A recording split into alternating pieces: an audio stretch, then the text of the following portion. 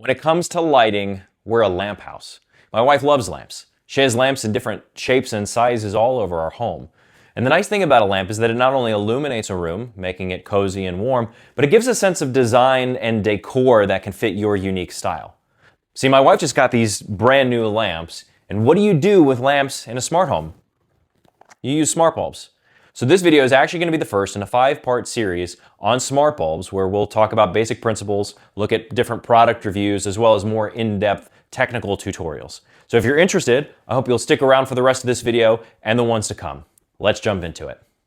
Hey, I'm Robert, and Oconee Smart Homes exists to make real homes more convenient, accessible, and safe with smart home technology. We serve real customers right here in Oconee County, Georgia, but this channel is for anyone who wants to make a simpler, smarter home. At Oconee Smart Homes, one of our core smart home principles is invisible and intuitive. Smart home tech has to be behind the scenes, available for anyone to use without confusion or frustration. This is why for most lighting applications we prefer smart switches, but with lamps we have a unique opportunity to use smart bulbs. I'll be installing a smart bulb in each of these lamps, but there are a few qualifications that I have for this. First, while color bulbs are nice, a smart bulb has to have a range of warm and cool white tones to support circadian lighting, or as Apple calls it, adaptive lighting. When it comes to technical specs, we try to avoid Wi-Fi. We'll cover more on that in a later video. And we still have to provide some form of physical control like a smart button or a smart bulb switch, and that's because there are some everyday problems that come from using a lot of smart bulbs. These are mainly frustrations from the primary problem of turning off a lamp. You see, if someone, anyone, not naming names, turns off the lamp at the switch, the smart bulb is gone. It's offline, dead. It won't work in your scenes or automations. It might as well be dumb. Then if your kids, or maybe their grandparents, come and turn the knob on the lamp too many times, wondering why it won't come on, the bulb resets. Then you're left repairing and setting everything back up in your smart home again. So to avoid this, I typically pair the bulb with a smart button or a switch like a Flic button or Flic twist and untwist the knob from the lamp. And we'll just hide this somewhere safe. But you also have the challenge of scaling your smart bulb use. Different bulbs can have slightly different colors and also different protocols.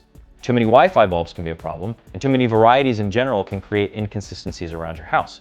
So you want to be thoughtful and plan out your use of smart bulbs in your home and know what choice you are going to make. But there are still a number of reasons why lamps and smart bulbs make a lot of sense. Being able to control multiple lamps all at once to turn them on and off, using scenes and automations to provide the perfect light for the moment, entertaining guests, relaxing, or watching a movie. And then there's the benefit of style. You can use smart bulbs in any lamp that you want. I see more and more smart home manufacturers making lamps and fixtures, things like wall sconces, ceiling mounts, and floor lamps. But these are limited designs that lean more towards a high-tech aesthetic, and you're limiting the life of the product because the integrated LEDs don't have as long of a lifespan as a traditional lamp, like your favorite lamp that you inherited from your grandmother.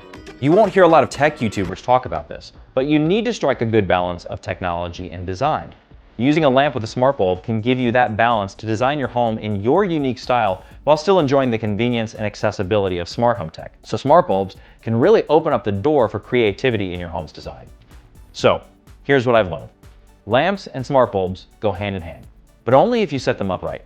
You have to have a backup plan for resets, make sure the family knows not to kill the power at the switch, and pick bulbs that will actually work well in your smart home ecosystem. Do that, and suddenly your lamp obsession becomes a smart home superpower. So yes, my wife has a lamp problem, and I guess I have a smart bulb problem, but together, we make it work. Honestly, I'm just glad she doesn't collect chandeliers. So I'm gonna go ahead and set these bulbs up, and in the next video in this series, I'll share a review of the bulb that I'm using, the Aqara T2. I hope you'll subscribe and stick around to watch.